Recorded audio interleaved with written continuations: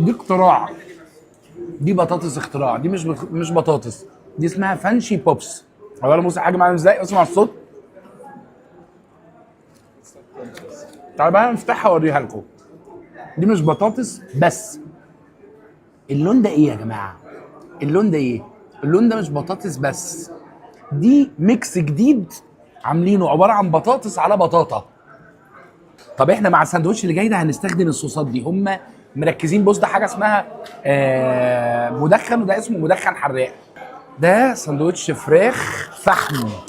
ده فراخ فحم اللي هي شيش طاووق، يعني هم مسمينها هنا فراخ فحم. وانا الحقيقه انا دقتها قبل التصوير الحقيقه يعني.